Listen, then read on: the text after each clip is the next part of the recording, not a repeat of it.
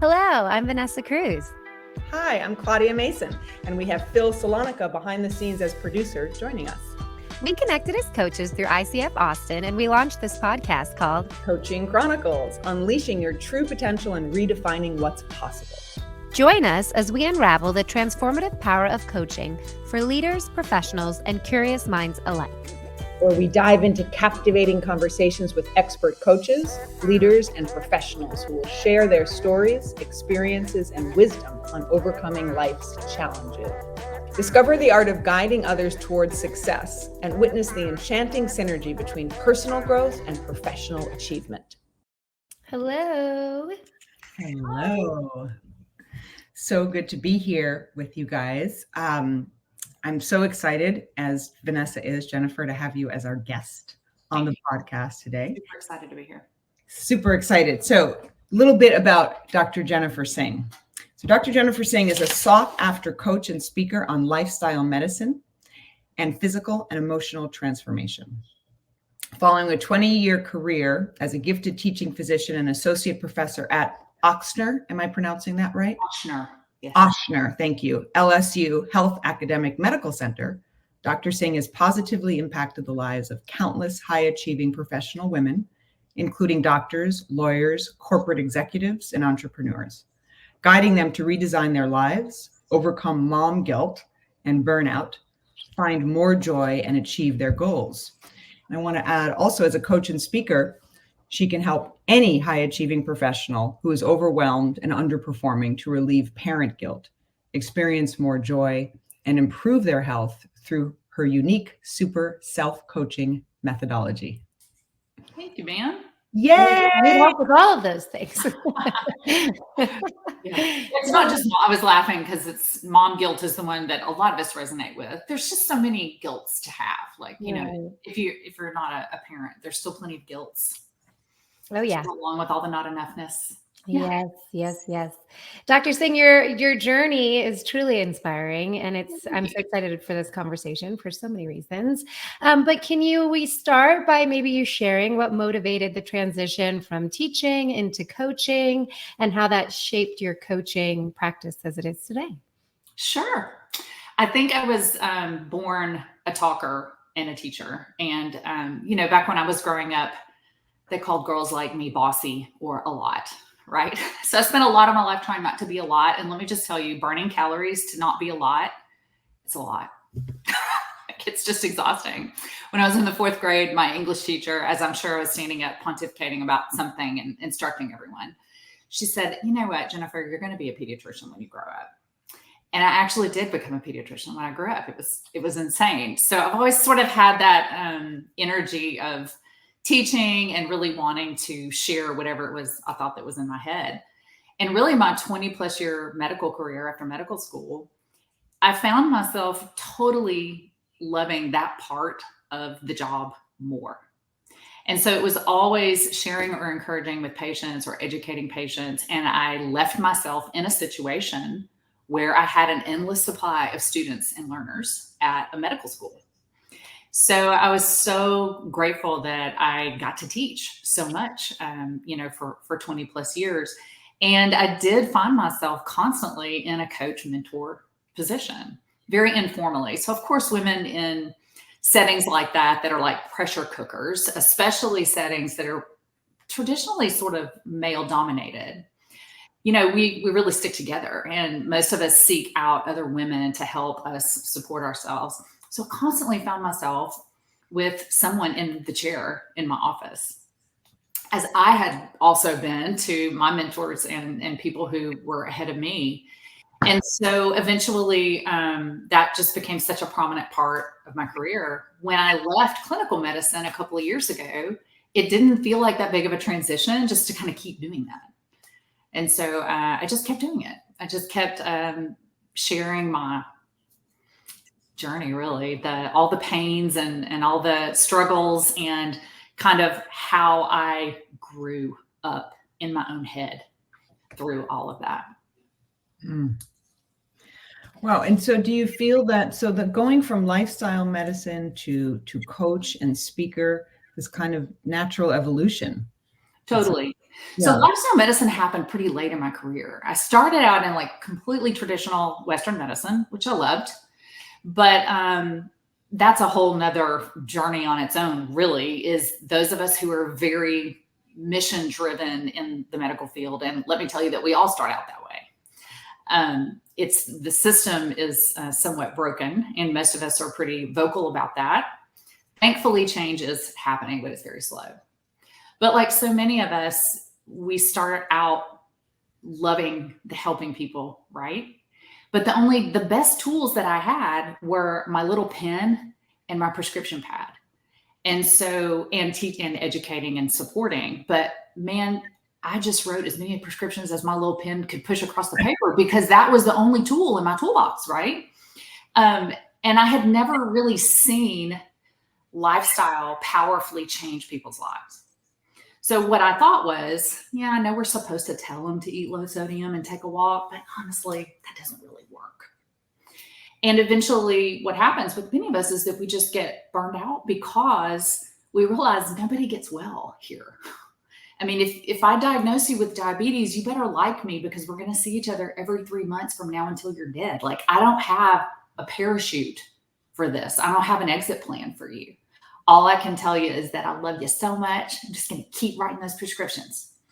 So when I learned about this sort of, at the time, it felt very new and groundbreaking to me. It's actually pretty ancient. This whole concept of, wow, human bodies have this remarkable ability to heal themselves if you feed them and water them and nurture them and take away as many, toxins, the simplest ones being excess alcohol and tobacco. And I had no skill set for helping people do that. So what I learned is that the reason that I wasn't, it's not that lifestyle didn't work, it's that I had never seen it work, because I was in a system that doesn't help us help people. Thankfully, this is growing. But at the time, I got completely rejuvenated in my love of medicine and got extra board certification in lifestyle medicine, and became really active as much as I could in teaching that and, coaching people on the side. I would call up my friends and go, I'm going to teach a class at the library this weekend about lifestyle medicine. Bring your friends, tell your parents, and just started cobbling together these little grassroots efforts like a lot of us in lifestyle medicine have done. As of yet, lifestyle medicine doesn't really reimburse as robustly as some of the other parts of medicine, but thankfully, very slowly, things are changing. But yeah, it was a good segue, because what I realized then, I had like my second dive in my career. The first was traditional medicine. I'm not helping anybody actually get well. So I found lifestyle medicine. I got all pumped up, super excited. And then I realized, wow, telling people the wisdom behind these lifestyle things, it's somewhat effective. It's a great first step. But what I really don't understand how to do is help people actually change their daily habits. Mm. You don't need me to tell you to eat broccoli and take a walk. You can Google that. Right. What you need help with is, but I keep doing the things that I don't want to do, and I can't make myself do the stuff that I know I need to do. That is where I knew my knowledge base was lacking, and that's what led me into coaching. Oh gosh, how exciting. How exciting. It was super fun. Yeah, because you're really talking about helping people transform their lives. Completely. Yeah. And it has so much overlap into where I eventually ended up, which is coaching high performance women, because the women who eventually found their way into my office, sitting at my desk, asking for advice, all of us feeling this unbelievable sense of pressure and not enoughness and can't figure out how to balance everything. These same pillars that we know help chronic disease, which is lifestyle medicine, nutrition, fitness, stress management, love somebody, have some social connections, get some movement in. We weren't applying them to ourselves as providers, right? So it really began to kind of like all mash together, this concept of, let's do the basics first. Let's take care of your biology. Are you walking? What are you eating? How can we help you with your stress? But then it really morphed into something even deeper than that, which was this thing that can happen among high achieving humans of all types, but especially women, is that the same drive that made us successful once we started adding all these other roles in life, like a partnership and a marriage, and now I have a house to run with somebody else who lives here and he has expectations. Like, I can't leave my stuff on the floor like I used to when I was living by myself, right? And then I'm adding committees at work, and then I add children. And I didn't know how to not drive and strive in every one of those areas. And the perfectionism was crushing. And I just saw it all the time in the women across the desk for me. And so lifestyle medicine and coaching really have so much overlap. It was such a segue from one into the other. Yeah. And you, Vanessa, go. Well, I'm so curious because I am a big women, and I'm a mom, and I'm trying to do all the things too. But why do you think this is so unique to women? I think it is thousands of years of the patriarchy that, we have very clearly defined roles traditionally. And thankfully, our generation and the few before us who fought for us, we have burst through so many walls and so many ceilings.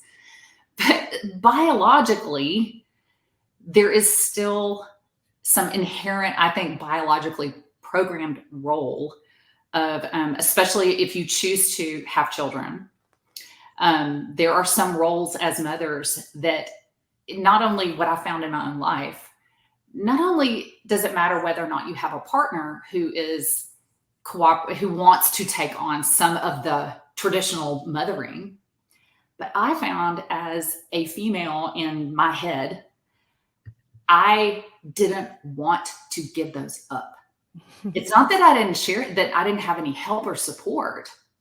I wanted to do it myself. And to be honest, it probably would have been that way whether or not I had biologically had my children.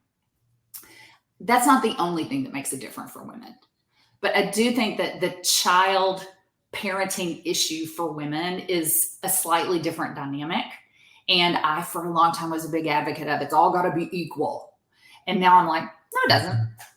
We're special, and that's just that. So unless you get a wound, Jeremy, it's just going to be this way. Yeah. I don't think it's ever going to be all equal, and that's okay. Now, that said, motherhood is not the only challenge of being a high-achieving female, especially in a world, if you have chosen to go into a world that may have been traditionally dominated by men. I think that also with high-achieving, intelligent women, when you're raised in a patriarchy, you understand early on, I've got to drive and strive.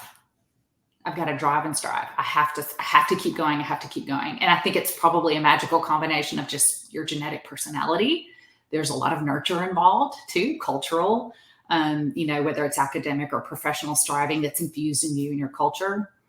But I think that those of us who drive and strive, we just don't ever know how to let off on the gas, ever.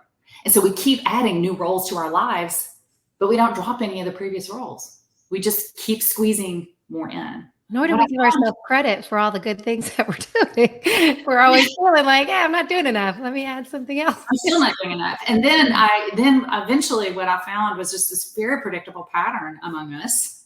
On my beta case, I learned all this from myself, of course, when I was literally standing in my pantry, like binging on chocolate chips because I was so anxious and so stressed out all the time. And from the outside, and honestly, even from the inside, I had a beautiful life. I mean, just great life. And it wasn't just an outer appearing good life. I had a great life. Had a very supportive spouse. Thank heavens we had education and resources. I had 2 kids that were healthy. But and funny at work, people entrusted me with dangerous stuff. Like people entrusted me with sharp objects, and legally I could prescribe narcotics in the state of Louisiana. But in my own head, I'm standing in the pantry in the dark thinking, when am I ever going to feel like a grown-up in my own head? Like, when am I ever going to actually think, this is it. I'm good enough. I've arrived. And I would have these thoughts like, how am I going to hide my crazy from my kids and from all the people in my life? I'm just going to stand in here and eat these chocolate chips. And thankfully I went to therapy, which was my gateway into self-realization. And I realized that what had happened to me is what happens to so many of us with the driving and the striving. And there's nothing wrong with that. We keep adding roles, but no one's ever taught us the next level skill of knowing ourselves and not losing our deepest self as we keep the driving and the striving and the adding more things. And so for me, what I had been externally looking for was, I need more help in my house. We need to take more vacations. I obviously don't have the perfect productivity plan. The perfect Erin Condren planner is going to fix all of this for me. Like, I just really thought I need a new planner. I mean, you know, how silly is that? And the truth was, none of the answers were outside of me. I had to really break it back down and reconnect and try to figure out, who am I? Like, what do I even want? And only once I figured that out, could I start building the life that actually felt like mine, rather than me just watching this life of someone else going, well, I'm sure she's happy. And I was like, it's me. But I don't feel like I'm here, you know? Mm-hmm. So that was a long answer to a very short question. Why is it different for us? I think it's just thousands of years of defined roles. And anytime evolution and change happens, it's painful and it's hard. And I think as females, we're still in this giant multi-generational evolution. I love that. Right? I was just at a coaching conference this past weekend, and I love meeting new coaches and hearing their journeys, because it's fascinating to me how many different avenues people can go down in this. And one of the women that I met helps coach women before pregnancy, during pregnancy, and then through their breastfeeding journey, because it's like this whole thing. But we were talking, and she had this term, and I know it's not going to be right, but it was like matronescence, like becoming a mom, like the adolescence and that, because nobody ever even teaches you that. So on top of roles, you're like, here, you can birth a human being, and there's no book, just figure it out. I was like, wow, this is wild. Like, we just are allowed You're to so proud of yourself at the end of the first year when you kept them alive. Alive, I know.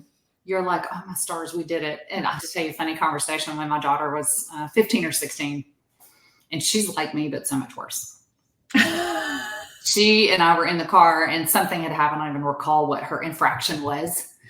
But of course, I was like being calm. And by this time, thankfully, I'd learned to connect with my deeper self. So I wasn't catastrophizing this thing that had happened. I was like, okay, look, but seriously, there has to be some consequences. Like, we need to do some modification on the system here. It's not going to work for the family. So, you know, you're going to need to turn in your phone for X amount of time. She huffed and she looked at me and she goes, is that the only tool you have?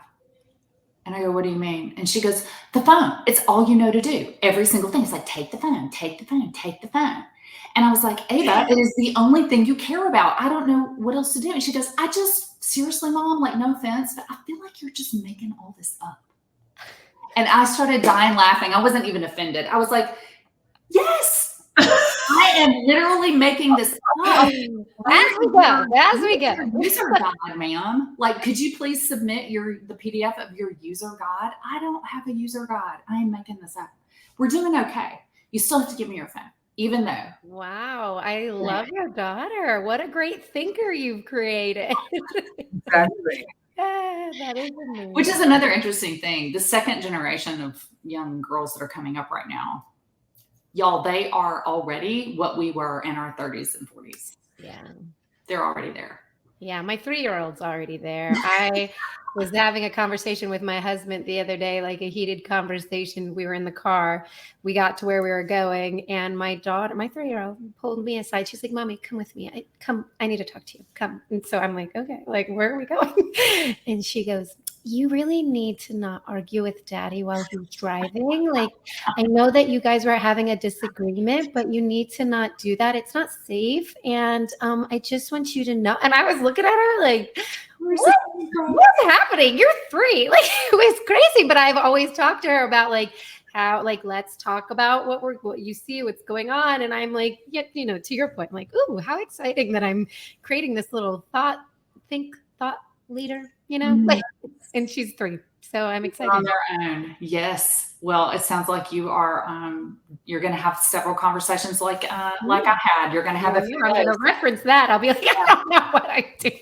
I'm just figuring it out. Sorry, I just came back to something else, talking about why is it different for us. The other thing too is, of course, that in the family dynamic, we are usually charged also with caring for our parents as they get older, which is yet another opportunity for me to be not good enough, and not do it right and not be 100% available. And I didn't have the opportunity to care for my mother. She died very suddenly 20 years ago, but I had the opportunity to care for my grandmother in the last stages of dementia of her life. And it was brutal, not only because her journey was brutal, but again, it was yet another arena where it had to all be perfect in my mind. And the stories that I would tell myself, like the reason she's not happy in this facility is because I didn't hang the right curtains. If I had just picked the right curtains, the curtains didn't have anything to do with it. Right. But that's what we do ourselves. That it's another area where I can't just be adequate. It has to be all the way. And I want to say, you're so self-aware, and how you've led us on this, your trajectory of discovering yourself, healing your unhealed trauma, all of the stuff that you worked on that you then can add to your professions, and that you give to your clients and what you're aware of with your family. And I want you to tell us, Jennifer, about your unique super self-coaching methodology. Well, I call her my super self. So I was very inspired by the work of so many previous amazing coaches and authors and writers, and all of them I'm sure you've heard of.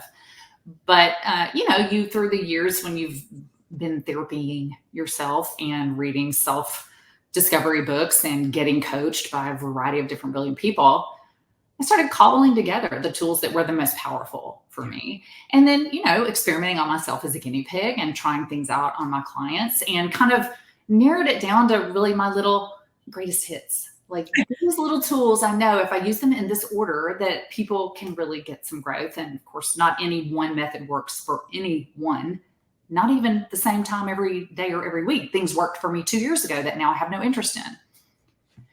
But through this process of how do I stop listening to the noise, and how do I know what's noise and what is actually somebody that I trust that I should be listening to? Like if someone is telling me, please don't walk in the street, how do I know to discount that or actually value it and go, oh, okay, I need to listen to this person. Mm-hmm. I found that to be so confusing because I couldn't tell what's true and what's not, and who do I listen to in my own head? And every time I tell myself a scary story, maybe I should be paying attention to myself, right? And it was just a really beautiful process using several different techniques. I love Internal Family Systems by Richard Swartz. And of course, Brene Brown's work on shame, and Byron Katie's work on the work, which is, teaching yourself to inquire about everything that's in your head, and really kind of cobbling all that together. I discovered that all of us have, as Richard Swartz teaches in IFS, a deeper self with a capital S.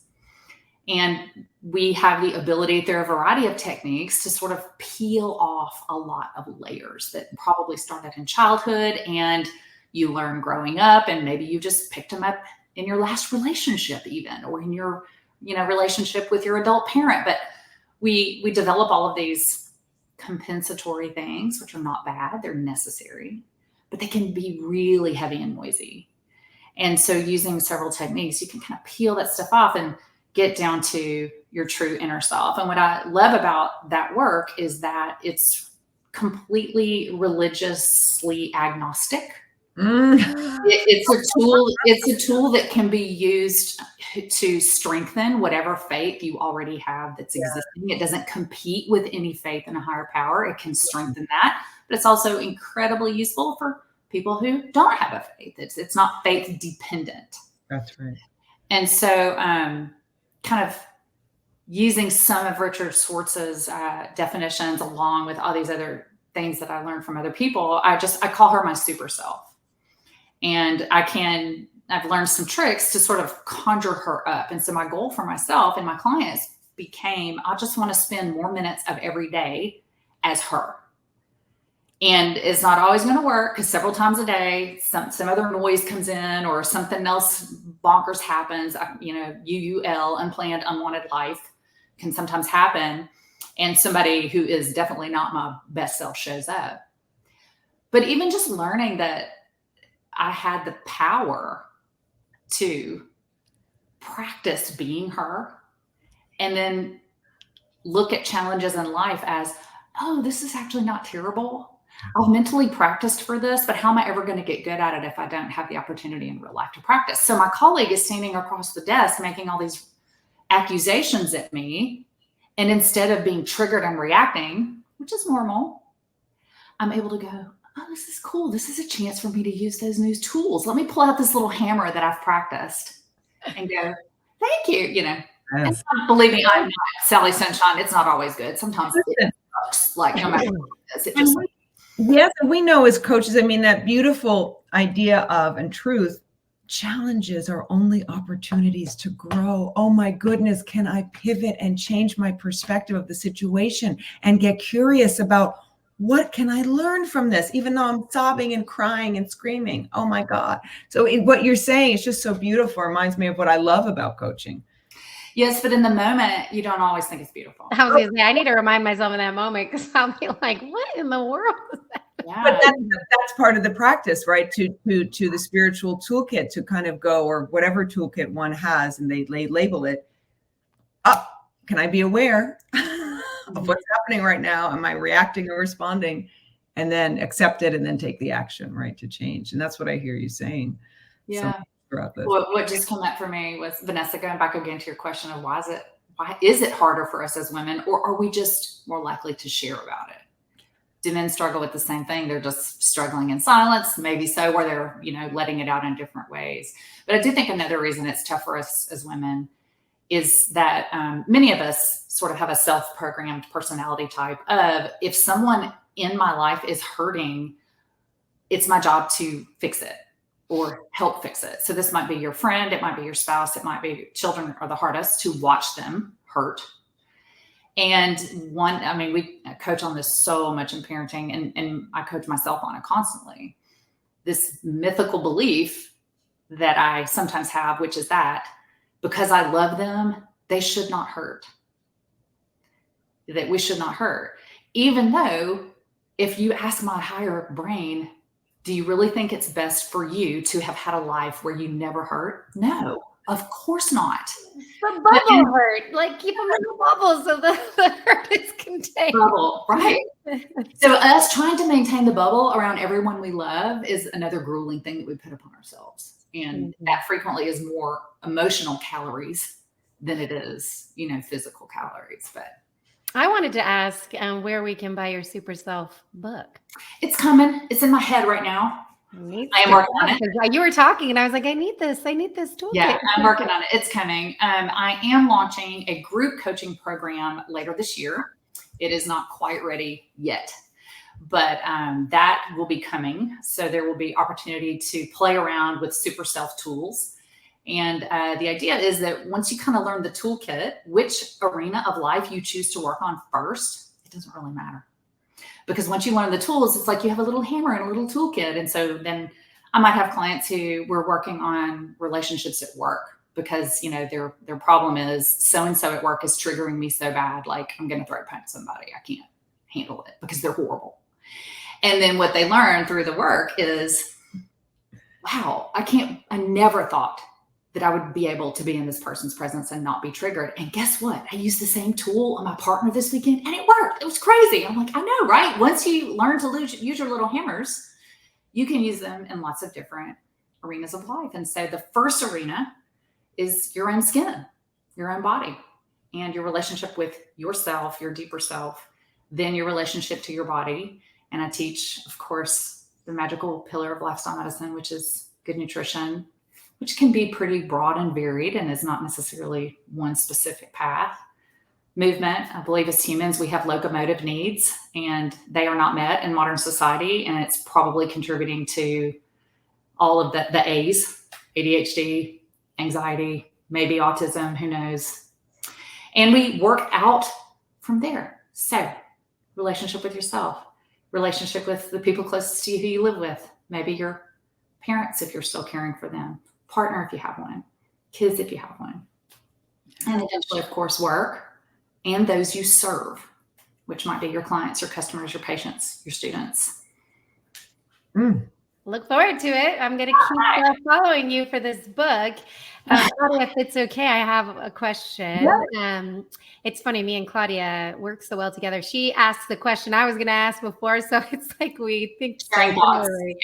But with all the wisdom that you've gained, I think I sometimes kick myself because I'm mid-30s thinking like, why didn't I know this when I was younger?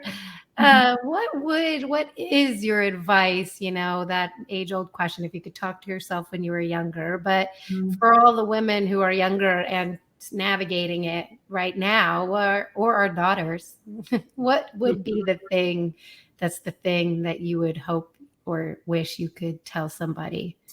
Well, the first is that exact thing you just said. The first thing is we learn to feel shame for who we were yesterday. So one first big step is forgiving yourself for who you were. Yeah. And not only forgiving her, but learning to laugh at her and not be humiliated and go, that was some full-on humaning right there. Some of the things that I literally kept me awake at night and I felt shame over, I literally now tell them to my kids and we all laugh about it. I'm like, oh my gosh, listen what I did. I don't tell them everything, but only the steps I think will be helpful. So the first is the urgency to grow and be somebody different is often not too helpful. It's yet another place to feel guilty that you're just not enough. I'm not even enough in my personal growth. I'm not even enough in finding myself, right? That said, the truth is, had I had something a little different, maybe younger in life, and I think books and podcasts now are so available. But even then, the simplest is a simple, I call it a boredom practice, but some people call it a mindfulness practice. But our young people today, or 20 years ago, the 20-year-olds today, their world is so different even than ours was, y'all, 10 years ago, right? And I think the biggest problem is that even more noise is going to stop them from even understanding that they have a deeper self. Mm-hmm. So, just encouraging them to have some boredom time every day. Just go contemplate your toes. I mean, just go sit somewhere and stare is one important thing. The second one is, no matter how much now, Vanessa, and I do this too, we look back on ourselves and go, how could I have done it different? That still is a little bit of hidden shame on who we were. Because it's just looking back and going, whoever I was at 24, I should not have been her. What if I was exactly who I was supposed to be at 24 and it couldn't have happened any other way? If I wasn't her at 24, I wouldn't be me now here at 53. And I like me. And I feel like I have a lot to pass on. What do I tell my daughter? I believe that I heard something so powerful. I wish I could remember who said this, y'all. I hate quoting people and not giving credit. She said that mothers who are not just self-aware, but actually verbalize and demonstrate their own journey in age-appropriate ways. They virtually inoculate their daughters from insecurity, shaming themselves. So for me, I can tell you, and there's been a difference in my parenting from the time my children were very, very small, which was sort of my PC days, pre-coaching. And I love that. And what I learned was that instead of me hiding in the pantry trying to hide my crazy, the more I authentically sort of my kids see my crazy, and then I'm like, hey, mom, mommy needs a break right now. 2 reasons for that. One was that I literally was like, I feel like I'm going crazy in my head and have a nervous breakdown. Like there's too much stuff in there. And the other was I did not want to share the chocolate. Like I would close the door and leave it cracked and turn the light off so I could see out, but they didn't know I was in there. And they'd be walking around, Mom. And I'd be like, no, not bleeding, not coming out. Oh gosh, I love it. Such honesty and authenticity. Oh, so much. Here. I did find that the more I kind of verbally and healthfully owned my crazy, that it wasn't crazy. It was just me, and that was okay. And so I went from hiding in the pantry like, oh my gosh, how am I going to hide this crazy, to saying things like, I have a hard time remembering everything. If you guys need me to do something, can you send me a text to my family? And then I shifted from being like, what if it's okay that I am flaky and can't remember anything? And so if my kids are young and they're like, Mom, you forgot this again. 15 years ago, that would have left me in a shame spiral, fetal position. I'm not competent to have children. Ridiculous, by the way. Whereas new super self goes, you know what? I did forget that again. Okay. Y'all know I forget things. Just text me. So what? So what if I forget things? And it really was a product of becoming intimately aware of myself, knowing what I'm good at and what I bring to the world and owning that. And then being totally okay with the other stuff and being verbal about it. Because here's what I taught my children. I don't expect myself to be perfect, so you shouldn't either. So what if I forget things? I'm hella fun. Hella fun. Come on now. That's a Californian phrase. I don't think it's a Yeah, no, that's not the South. So that's totally California. And humaning is messy, as Jennifer always says. I love that. And it's always in the repair. I mean, I love Dr. Becky, she always talks about the repair. So I do that with my kids now because, like, of course I have all the guilt, but then it's like, how do you repair the situation? Mm-hmm. Another funny story about children. My kids are like, do you feel like you want to apologize for the way that you 100%. A little bit? And then what's bad is if you have smart ones, and during one of my very smarty pants feelings of, I'm just going to verbalize my journey and own it. One day during an apology, I said, okay, look, here's the actual truth. I'm going to let you in on a parent secret here. You cannot ever let this out of the house.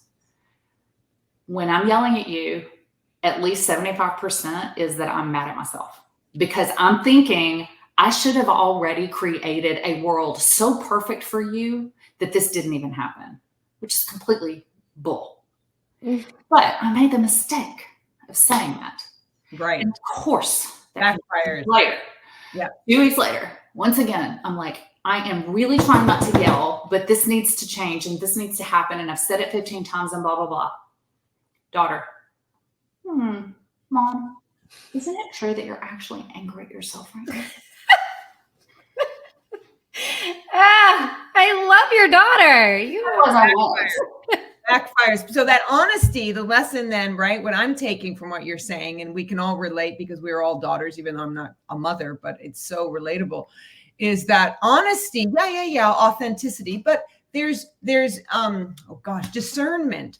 There's being a responsible adult with a younger person, offspring or not, but certainly your offspring, and going, I don't need to tell them everything here. They're not going to be able to process this truth right now. And they could use it because they don't know enough against me. And then it's not going to help the situation. 100% true. And I'm talking about sharing your journey. Obviously, I'm not talking about using your child as your therapist, which is why everybody needs a therapist. Just like medicine, a gynecologist, you need a therapist or a coach or both.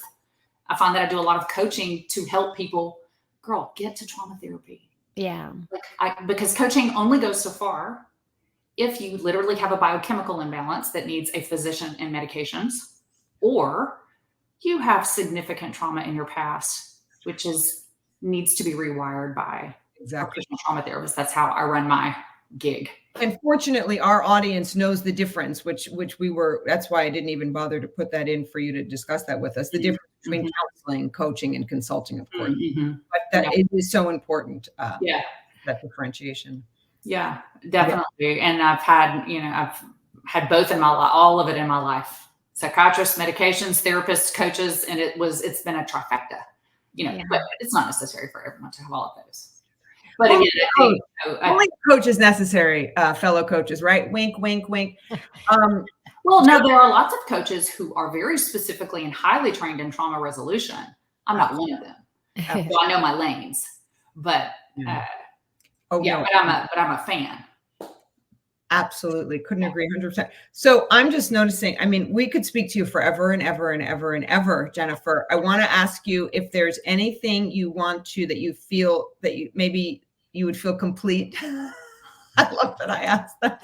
How would you like to feel complete with our conversation? And if not, how can they, we'll put it in the episode, but just to, if you want to verbalize how we can all find you, if people can find you and all of that. Yes, thank you for asking. I'm on Instagram and Facebook and my website, and it's all the same. It's just my name, Jennifer Singh, MD, easiest thing in the world to find. So I'm undergoing a little transition right now. I'm broadening my practice. I was very much just doing weight loss and nutrition, and the Super Self 360 life coaching program will be launching later this year, but it's definitely not too early to get in touch with me. Send me a ping. I am taking a subscription, an early subscriber list. Yes, I'm taking one-on-one clients right now. And those people will roll effortlessly into the coming group program later on.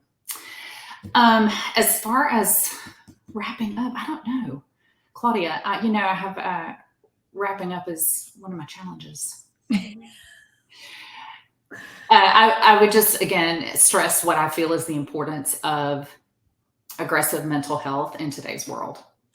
I've done so much thinking about both in lifestyle medicines as a clinician and the explosion of chronic diseases that we see now, and the top killers of Americans, with the exception of COVID, which moved into the top 5 during the last few years. The top 4 killers of Americans, minus COVID, are lifestyle based. And and unfortunately, what we tell our patients, what the machine tells our patients, and what I have heard them reflect back to me is essentially some version of, I know this is my fault, and if I had more willpower, everything would be fine. Mm. And it has nothing to do with willpower. Our world has changed at a speed and rate that is out of proportion to what our biology has been able to adapt to. So I've actually gotten way in a rabbit hole recently of studying zoo animals, the psychiatry of zoo animals. I should have been a zoo psychiatrist. Oh my gosh, how amazing. But I don't believe that what we're seeing in humans in sort of an explosion of chronic physical and metabolic diseases and mental health is anything other than we are animals that are in a zoo, and this is actually not our habitat. Mm. And there's no way to go back. Like, unless you want to take yourself completely off grid and move, out somewhere, and people do it. And I totally understand why. I think it probably alleviates a whole lot of chronic mental and physical issues. But I love reminding my clients, there is no crown waiting for you for white knuckling it through your mental health until the end of your life. There's no crown for that. You're not going to be blessed with something specific because you never took an antidepressant or an anxiety medication or whatever medication that you needed, Yes, whatever, or a coach or, a therapist. And I just hate seeing people suffer needlessly. If they had a physical pain, they would be much more driven to seek help of some kind from someone. But when it's mental health, there's just still, even though thankfully that's changed, there's still a lot of walls around being open and not having shame around dealing with mental health. Mm. So that's probably my closer. Yeah. There is no crown for suffering. Mm. There is no. It's not there. You are an inspiration. Yeah. Oh, so are you guys. Thank you so much. Thank you, Jennifer, so much for being our guest today. Thank you. And Vanessa, are we complete now? I think we can. I mean, I really feel like I could talk to you forever. So yes. I'm looking out for your book, and then the next one about there's no white crown at the end of life. I feel like you have a lot of books in you, so I look forward. Like a good one. Actually, my other one, I wrote it in my head when I was homeschooling my children, which was a whole nother thing, because see Exhibit A, don't know how to do anything half or normal. Right. Has to be craziest all the way to the fringe. So I know I'm a doctor, but now we're going to homeschool these kids. And I thankfully had a partner who helped me a lot with that. And I'm evidence that you can do it messy. But that book was actually called Evidence-Based Parenting. And I was going to say evidence that you could do it messy is a great title. Oh yeah, it can be a hot flaming mess. Never one day ever did I finish an evening of homeschool with my kids. And I use that word very loosely. I never finished an evening, not once in 10 years, and thought to myself, mic drop. We crushed it today. Like I got everything done on the list. Everyone is happy. They love learning, which is such a crock. I bought into that completely. Like they're supposed to love learning. They don't love it. It's okay, which was another whole thing I had to get rid of. I never one single evening thought I crushed it. In fact, every day I was plagued with inadequacy. They're not normal. They probably can't have a conversation with people. What if they don't go to whatever expectations I'd set? Turns out, by the way, fast forward, they're reasonably normal. They're both in college, whatever. Not that that's a mark of success. That's just what happened. That's where we are. But I started researching. Okay, I'm an evidence-based physician. I don't give medicines or recommend things unless somebody somewhere has done some tests and shown if we do A, then we can reliably predict B. Yet I was completely a sucker to every wanna parenting stuff that came through. No plastic, homemade organic baby food, Kumon at 3 months. They need to be doing this. They need to be doing that. But what about Mozart? Like they're never going to go to Princeton because they're not listening to Mozart. Like it was just too much. And then when I was like, wait a minute, this is a scam. This is a huge scam. Where's the evidence? Somewhere, somebody has studied this parenting gig and can tell me, okay, look, Jennifer, if you do these 5 things, they'll probably be fine. And guess what? There really is evidence, and there's only about 5 to 7 things. And if you nail those, the rest is just whipped cream. And I was like, people need to know this. There's really only 5 or 7 things that have evidence, right? That have like, for sure. Yes. You got a good chance. Okay. And you're going to save that for people who are clients and for all your stuff coming up, and not just give away the cow with the milk. Because this is another book. I can't wait for all your books. And the kids are out of the house. Maybe I'll actually be focused enough to write them. What a pleasure speaking with you. I really you guys. Thank you so much for having me. I'd love to talk to you anytime. Thank you so much. Until next time, I really hope you have the day you deserve. Love ya. And remember, when all else fails, just keep breathing. Thank you for joining us today on Coaching Chronicles. We hope this episode has provided you with valuable insights and practical strategies. If you enjoyed this episode, we encourage you to rate, review, and subscribe to our podcast.